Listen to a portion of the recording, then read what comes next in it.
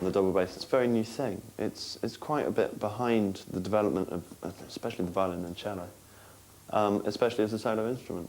One of my main ambitions is to get out there and say, look, you know, you can do it. You can make decent music on it.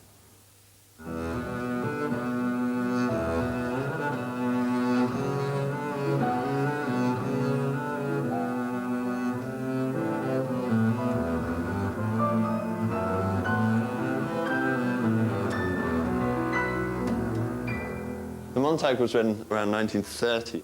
There were two brothers, Vilmos, who's the composer, and Laios was actually a double bass player himself. The piano part is written very full, so for the bass to come over the thick piano texture, that actually is quite hard.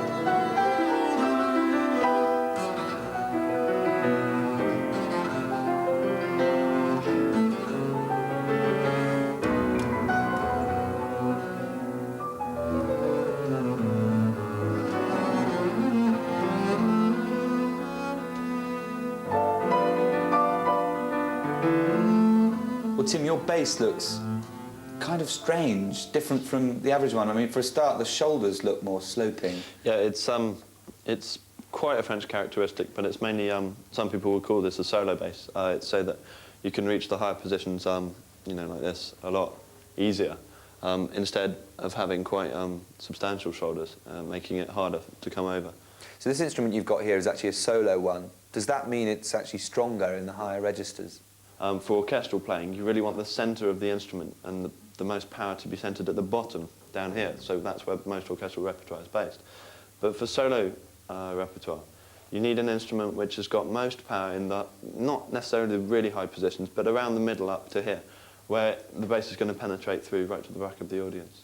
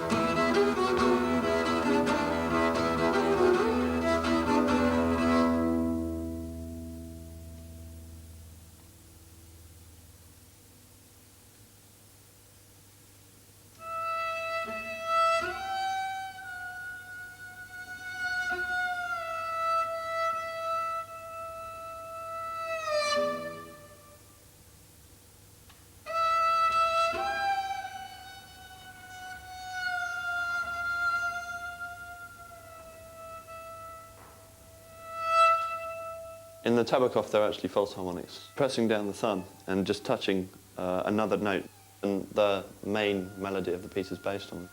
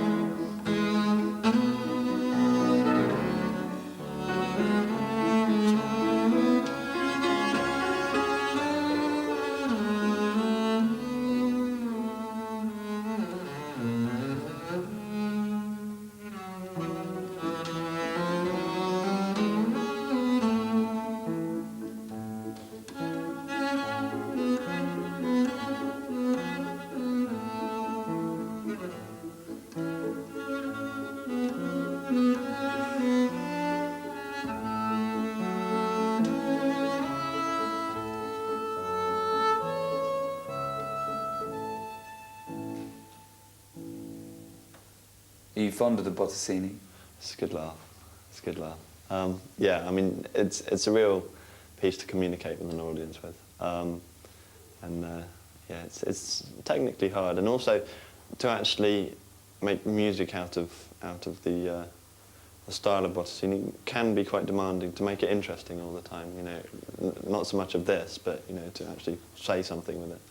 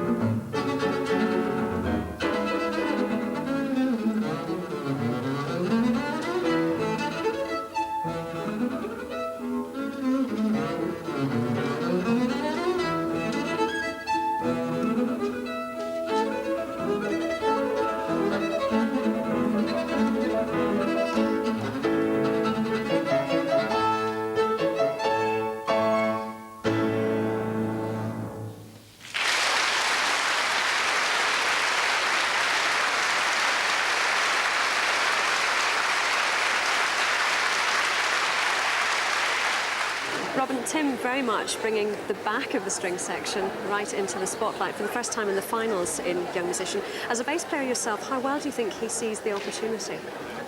I think he seized it very, very well indeed. I mean, technically, he's very, very well in control. The things that bothered me, for instance, was in the first piece, the actual projection. Couldn't really hear a lot of the detail, which I don't think is his fault. I think the piano writing is fairly thick. There's not much solo repertoire around for the double bass. I mean, do you think he made the most of what I think he made the most of his programme, yes, certainly. I think he did fantastically well. It's just that those projection problems are sort of traditionally inherent. Stephanie, a comment from one end of the orchestra on the other. What did you think of the performance? I was very impressed indeed. I thought he had an impeccable sense of timing. The way he timed things, again, drew you in to exactly what he was doing. Gave it an element of kind of humour, particularly with Botticini, which was great.